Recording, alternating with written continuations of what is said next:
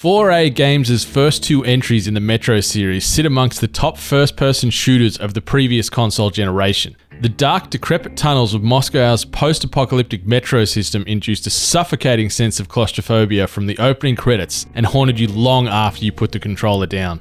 Moving away from the familiar subway system, Metro Exodus instead opts for wider, more open hub areas scattered across Russia's surface. It's a huge shift for a franchise that's made its hay with tightly designed subways and constrictive corridors. Disappointingly, the desire to expand the game world is done so at the cost of subtracting from what has made the franchise great. For as memorable as the first two entries are, Exodus comes across as a slightly forgettable journey.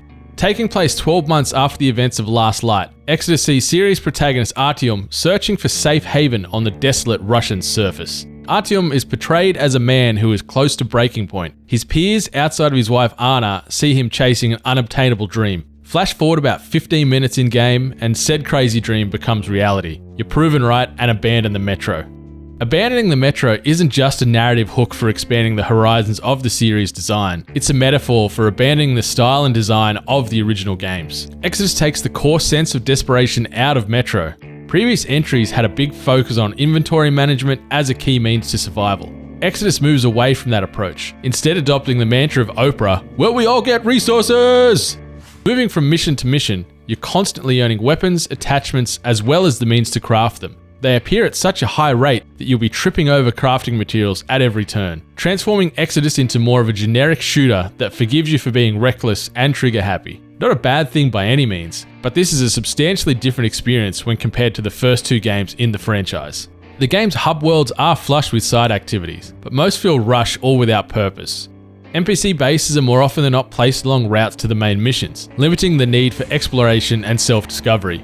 Going off the beaten track can still be rewarding. Digging up secrets and stories from the Russia of yesteryear adds further depth to author Dmitry Glukhovsky's universe. One thing I would recommend doing in your playthrough is changing the in-game language from English to Russian. The discussions between characters as well as the tonal delivery goes up a notch and really improves the overall experience when playing under the native dialogue.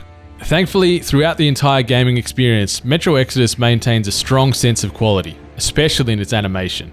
Gun models offer excruciating amounts of detail along with a large number of fully animated attachments. Character models look equally as fantastic. Whether it be the ragtag members of your field unit, the cast of NPCs you meet along the roads in Russia, or the various beasts you battle against, the animations and textures are some of the best seen on current gen hardware. But the gaming experience isn't free of bugs or poor AI. The game's narrative really kicks into gear after the opening chapters, and the emotional journey Artyom and his comrades experience is memorable.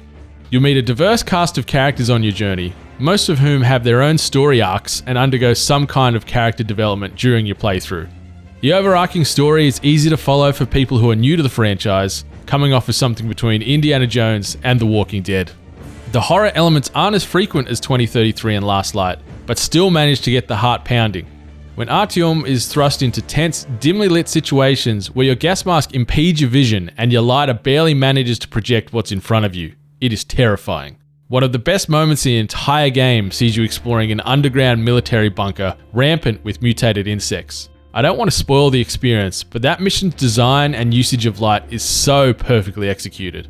Over time, you'll notice that repetition does take over, allowing you to follow a fairly standard formula for just about every mission you embark upon. Sneak, shoot, escape, repeat.